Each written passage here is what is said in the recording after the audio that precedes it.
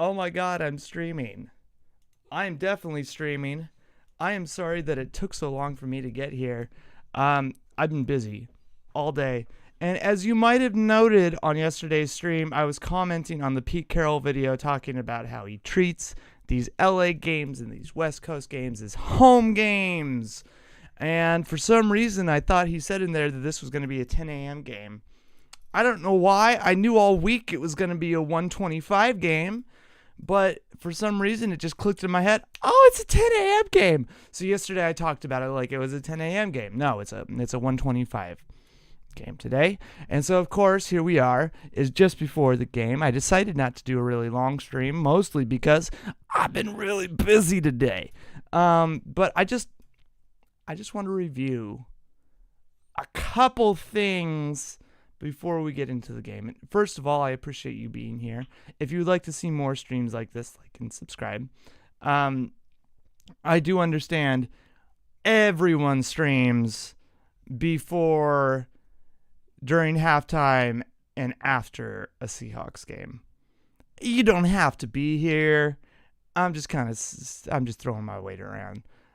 But for those of you who appreciate my way of going about viewing football games, I just want to remind you, we're going into this game, and Sean McVay, according to my research, we haven't beaten him after a bye, and specifically when we went into a bye week, when they were coming out of a bye week and he played Pete Carroll, we were going to LA. But that was in 2020 during Russell Wilson's Mr. Unlimited year, and they had a good team on that Rams 2020 roster, and we saw where that led, right? And then they had to tear it all down. So here we are playing the Rams, who are having a rebuilt team, and Matthew Stafford is healthy. Don't bet on him fumbling the ball. He hasn't fumbled all year, and over the years of, oh my God, we have quarterbacks that have injured thumbs on the Rams. It has never worked to our advantage. But Fuller, their safety on the Rams, he is capable of getting fumbles. So if Geno is going out there, instead of just going down, if he tries to make an extra yard, he could fumble. DK Metcalf might get it popped out of him. This isn't to say that Geno and DK are bad players and shouldn't have the ball in their hands. This is just to say Fuller's that kind of player. Be aware of this. And also, as I kind of got into earlier in the week, the way that this defensive front of the Rams kind of works is they have Aaron Donald popping the middle. Remember, I always talk about you got to pop the quarterback bubble. And Donald's is a specific case where you can't really stop him from doing it. So if you know that they're going to pop the bubble, and then they have these outside linebackers that are going to kind of crash on the outside, and what they want to do is they want to get to the 5th and 7th quarterback step on the outside to escape his access lanes on and force him to step up into Aaron Donald, where Aaron Donald is popping the bubble. And then they have no choice but to try to escape through the B and A gaps, which are going to be swarmed up by safeties and just the lines. It's a bad idea, right? It's perfect design by the defensive line and what the Rams are trying to do. So my proposal is you take those outside linebackers, because you can't do much against Aaron Donald. But what you want to do is you want to, instead of allowing them to create the bubble, you want them to force them into a triangle.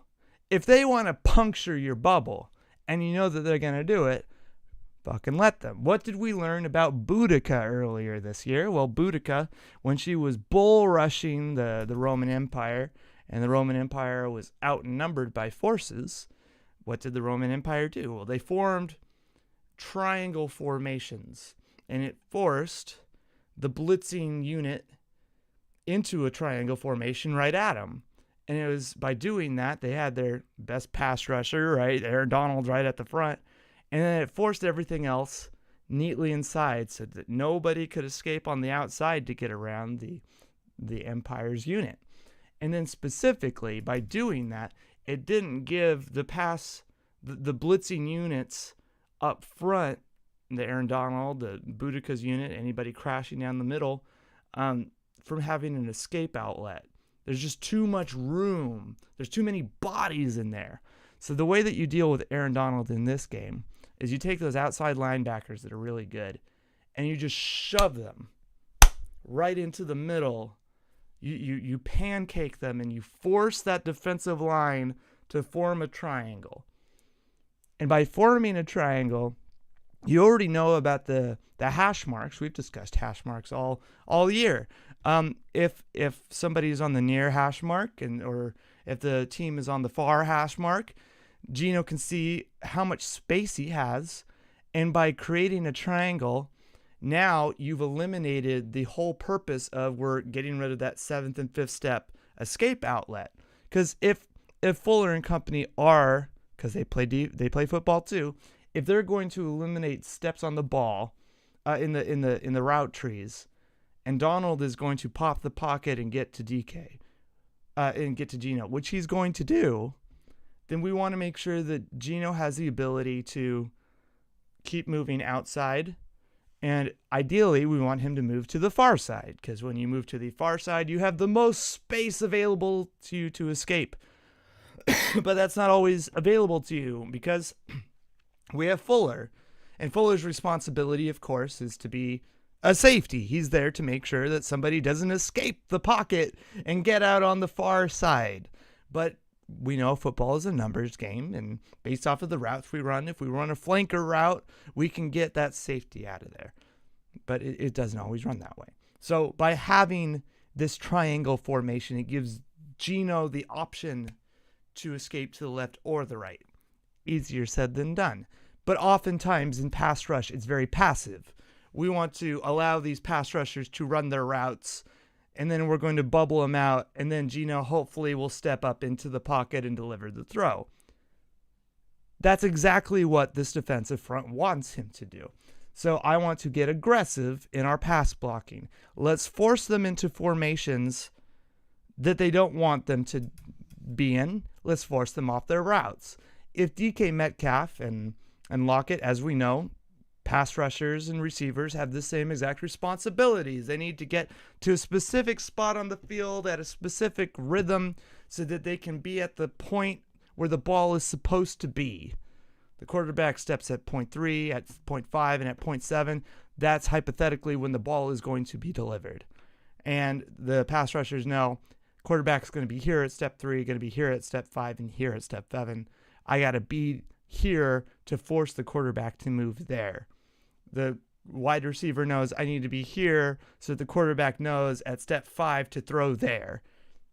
It's the same type of thing, just mirrored. And so if we can, defensive backs, for instance, if they can push those wide receivers out of position and out of angle, it throws off everything. And we're supposed to be doing the same thing with pass rushers. So let's get aggressive on attacking these outside linebackers today with Will Dissly, and I don't want Abe Lucas to start today.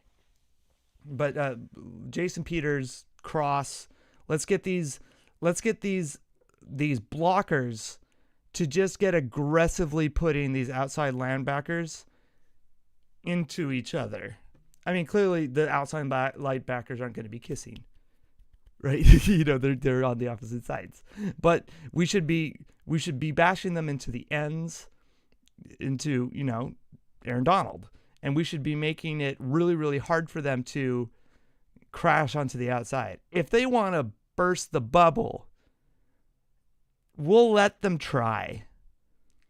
Because that makes their pass rush one-dimensional. But we don't want them on the outside. Keep them on the inside. If they want to try to get into that inside block of the tackle, I say fucking let them. For this game specifically, let them focus on bursting that bubble. We'll bubble out. And the reason I say that is if we tee off with our run game, which is apparently Kenneth Walker, I want more Charbonnet, but we're so good on these outside runs and these outside dump offs that, especially like JSN with DK and Bobo blocking, that we should be able to keep these outside linebackers off Geno.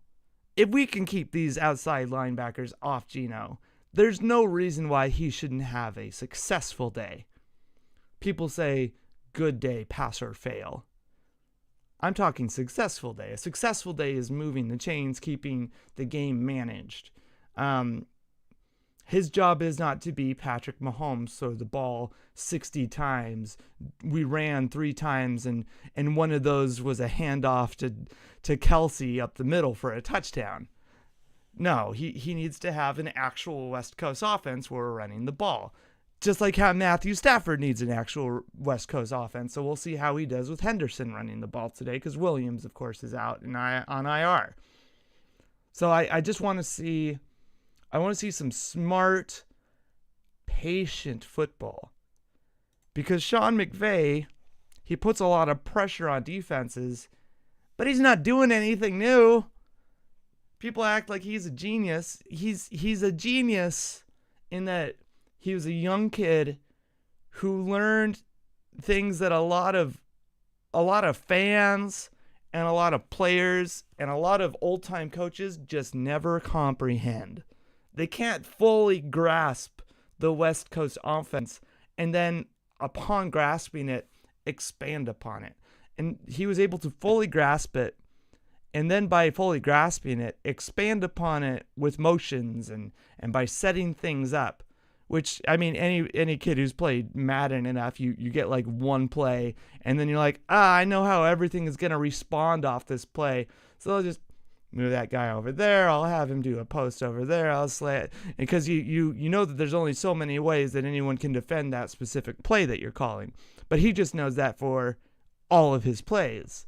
And since he knows how the West Coast offense runs, it's just a seamless conversation between him, the offensive coordinator, and the quarterback.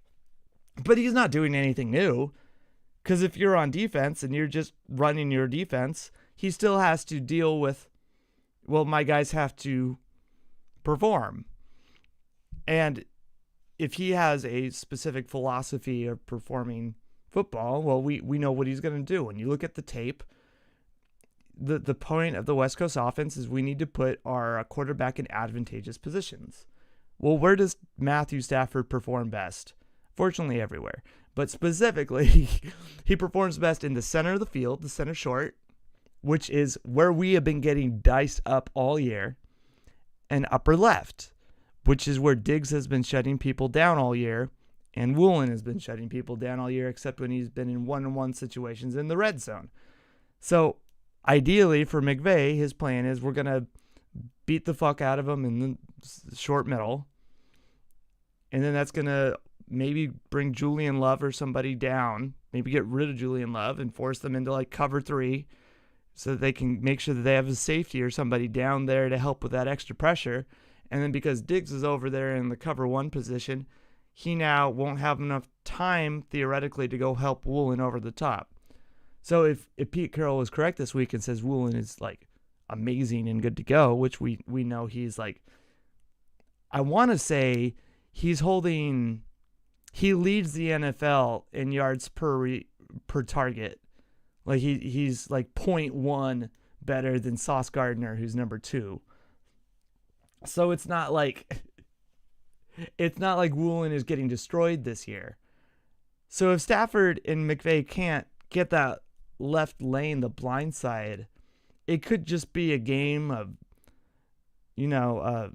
death by 1,000 cuts. And as we discussed last week with the Commanders game, these guys just need to tackle better.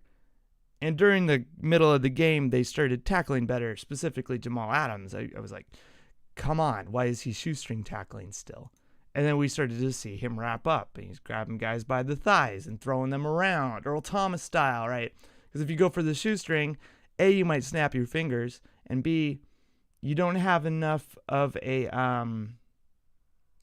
that's the word I'm looking for. You don't have the stance. You don't have the foundation by your feet to keep that man from dragging you for an extra 3 yards. So you might get a guy behind the line of scrimmage, and then he'll just take off with you being hacky sacked, chain and ball dragged behind him. So, these are just things that I'm going to be observing this game. Is Pete Carroll's wishes going to come true? Are we going to run the ball to set up play action so Geno's job can be really easy? I want to see these outside linebackers get smushed so we can force a triangle formation on the defensive line. And then I want to see us eliminate that outer lane and tackle so that we can keep our safeties over the top and don't let them have any explosives. I want to keep these passes. I mean, yak is only one thing, right? But as far as Matthew Stafford completing his passes, I don't want to see him complete passes beyond 10 yards. Everything should be 10 yards or less when the receiver catches the ball. Yak is a different thing. McVay is going to arrange yak. But as far as like where Stafford is hitting his targets, I talk about the spear all the time. It's the length from where the ball is to where the target is. And then once the tip of the spear, the ball itself, and the skilled player collide with the target, they have an opportunity to make a play. So if we get there and it's Diggs colliding with Higbee has an opportunity to make a play. Likewise, Diggs has an opportunity to make a play. It's the tip of the play. So I would like us to take advantage of those types of things. And instead of them getting yak, put those guys down. Because it's Matthew Stafford and Sean McVay. He's probably going to have a really good percentage today. Keep in mind, though, Matthew Stafford's percentage is like 59.5 on the season. And Geno Smith's is 65. Geno Smith has also thrown like 11 touchdowns on the year. And Matthew Stafford has thrown like 8. We should be fine today, except this is our rival. And they're a well-coached team that's specifically designed to beat teams that don't know how to tackle and do pursuit angles, which is what we've been having trouble with this year. So let's just play responsible football, and we'll be all right. I need to take my dog out to pee before this game. Like and subscribe. I'd really appreciate it. I'll probably see you guys around halftime, and then maybe a little bit after the post game. It depends. Everyone has a different way of processing their emotions after a game. The Hawk Blogger crew likes to grovel a little bit. Some other crews, the Seahawks playbook, they like to get mad. They just like to get mad. I highly recommend you check out all of them, because if you just like to just fucking vent, that's for them. If you want to like process and be like, what the hell was that? That's probably more me. And then of course the Seattle Overload guys are like, let's break down what the hell, how were they attacking us and what formations and stuff. Those guys are also great. But if you want to just like have some therapy, let's take a step back and look at this in a very calm, maybe let some emotions out, right? We can't be like robots, but let's at least be like, yeah, we know what we signed up for, right? That's probably what I'm gonna be about.